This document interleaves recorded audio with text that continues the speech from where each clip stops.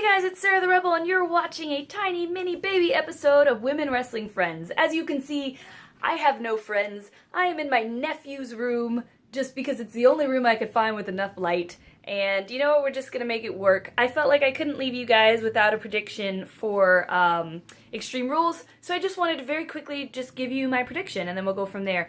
For anyone who hasn't heard, I no longer host on Ready to Ramble, so I'm moving predictions over to here. So this does mean that hopefully, cross your fingers, you should be getting more episodes from Women Wrestling Friends. I've also been just stacking up guests and getting all that ready, so this should be a little more common very soon. That's the goal. Alright, so let's dive right in. For anyone who doesn't know, WWE Extreme Rules is a pay-per-view for Raw. It's kind of less extreme than I feel like Extreme Rules normally is. For example, some of the rules are, what do we got? We got a 5-way.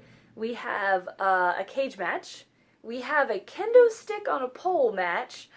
We have a no disqualifications, like, not a no disqualifications match. If you get disqualified, Dean Ambrose, you lose the title match. I don't know. It's not super extreme, in my opinion. Anyway, let's get into the matches. First off, we have Alexa Bliss versus Bayley. Alexa Bliss cut the worst promo of her entire life when she did a This Is Your Life promo on Bayley. It was bad. It was cringeworthy. It went on too long. It was confusing. Like, am I supposed to think that Bayley's father hangs out with her too much? What is happening?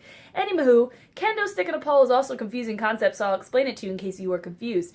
The object that they can use legally in the match will be suspended on a pole that will go up from one of the corners of the match. So somebody will have to climb up that pole and grab the kendo stick to be able to use it. And you can use the kendo stick without being disqualified. The concept here is that Bayley is just not extreme enough. She's not going to be able to be extreme. She's going to get her butt kicked, blah, blah, blah. Alexa has been extra heinous. She hit Bayley with the stick. She hit Mickey with the stick. So I feel that they're really strongly building up to a comeuppance for Alexa Bliss, that she is finally going to get her ass tore up with that kendo stick. So, win or lose, my prediction is that whether or not Bayley wins, first of all, Bayley will hit Alexa with that kendo stick. I think Alexa has built up too much, been just too much of a jerk that they can't let that slide. Although I'm confused about the winner. Because on the one hand, it makes so much sense to keep Alexa with the title because she's a great villain, she cuts great promos normally, and she's just got this mean girl attitude down perfectly. On the other hand, they've done so much to build ill will towards her that it would seem that Bayley should win this match. So, kind of confused on it. Also, if Bayley wins this match, it means she has the title, and it means that Sasha is free to become heel and pursue her for it. But are they going to do that this early in the game, or are they going to hold that one back and wait longer? I'm just not sure. So this one's a little tricky for me, because Alexa makes sense, but the way they're building it seems to suggest that they're going to let Bayley win. But this is a prediction, so I have to give one or the other. So I'm just going to go with the safe bet and say Alexa Bliss. Next match, Hardy Boyz versus Cesaro. This is a tag team cage match. That was the stipulation that the Hardy Boyz got to pick once they won. Now, the Hardy Boyz have been winning a lot. And normally, with this sort of situation, when there's win, win, win, win, win, you expect at a pay-per-view that they will then lose. However, Cesaro has not really been built as a hardcore tag team, which is weird because they are a hardcore tag team. They just physically incredibly imposing guys. Cesaro, one of the best wrestlers in the game right now. Sheamus, the heaviest hitter in the WWE.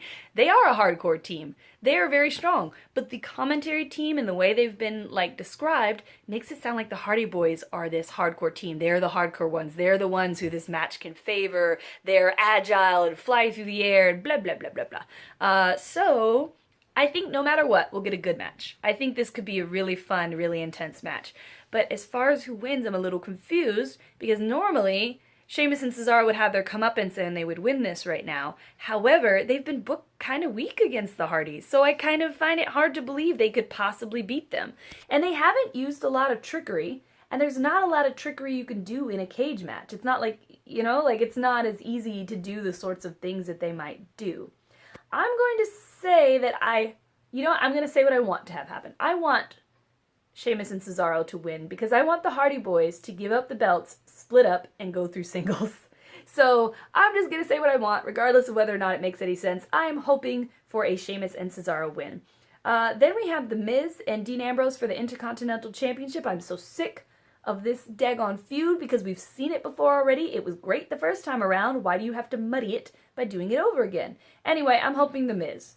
I think that would be unfortunate for Dean Ambrose because that would send Dean Ambrose where? If Dean Ambrose doesn't have the belt, what is Dean Ambrose? You know, like what is he doing? What's his purpose? Is he mid-card? Is he top tier? Who's he feuding with? I think there's a lot of questions there. So it might behoove them not to take it away from Dean because then Dean has a purpose. But I really want The Miz to have it back, and I want people to be challenging The Miz. I want to see more different people wrestling with The Miz for the Intercontinental Championship. I mean, probably they're building up to a Shinsuke feud with him eventually anyway. Shinsuke is on SmackDown. Anyway, that was me speaking what I wanted into the universe. Like, I just want The Miz and Shinsuke to have a battle, but that's not going to happen. I don't know who they'd bring up next, but considering they have a fatal five-way, because of Braun being out, I feel like they must have had a plan with those other guys to feud for the Intercontinental Championship eventually. So, speaking of which, fatal five-way, number one contender match, Roman Reigns, Finn Balor, Samoa Joe, Bray Wyatt, and Seth Rollins. And let's be real. Let's be really real.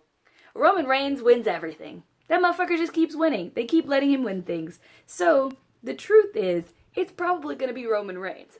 But do you know what wrestling's about? Wrestling is about imagination. Wrestling is about possibility. So I'm going to ignore all of the signs that say that Roman Reigns always wins, and I'm going to pick somebody else. I'm going to pick Finn Balor. Why? Why would Finn Balor be the one to face Brock Lesnar? Well, Paul Heyman himself came out and bigged up Finn Balor and put him over for the audience and did a really great job doing it. Why would Paul Heyman put Finn Balor over? For kind of the same reason everyone thinks that Sasha wanted Bayley to win the title, right? If Finn Balor is the one who challenges Brock Lesnar's probably not going to lose. He's probably going to stomp that light, pale, tiny man into oblivion. So, it would make sense to have Finn Balor win this five-way, go on to face Brock Lesnar, lose, and then we get some bigger story from Finn. Maybe the demon comes out. Maybe he's so annihilated he has to fight his way back and someone else picks a feud with him. I don't know. But I feel like if Braun's not there and their original plans were scrapped, this is kind of up in the air. I don't think it's going to be Samoa Joe because Samoa Joe and Brock Lesnar are kind of similar. They're both like, I'm MMA, I'm an actual fighter. Man, I've been saying some fucking crazy shit today. I'm going to blame my family. MMA style, you know, I'm actually a fighter. I'm using real fighting moves. I think they're kind of the same person. So I don't think Samoa Joe is going to win this. Bray Wyatt, as much as I would love to have win this, never wins anything. He never gets to win. So I'm not even going to hope. Seth Rollins is a wild card because they love Seth Rollins.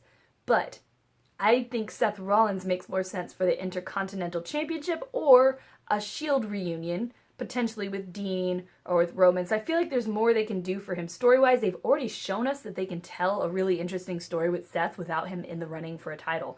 So I don't think that they have to put a belt on Seth. All right, so those are my predictions for Extreme Rules.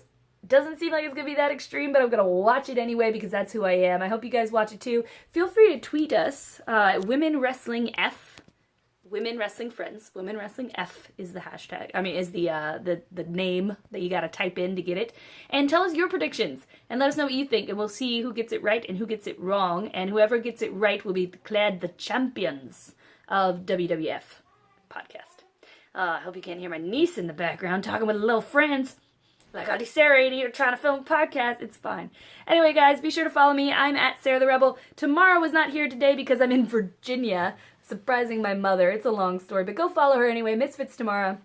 On the next episode, we have a really awesome guest that I'm so excited to have on, and we have the guest that I filmed the episode for that I lost completely, Zeta. She's coming back. We're going to film another episode, but all that has to wait till I get back to California. Yeah, just so you know, I wasn't just slacking around and not recording episodes of Women Wrestling Friends. I just have very bad luck. Anyway, we're going to get that over to you. Hope you've enjoyed this mini episode of Women Wrestling Friends podcast. Maybe I'll come up with a new title for this. Maybe this will just be predictions and they'll always be short. I don't know. We'll see. Anyway, catch you next time. Bye!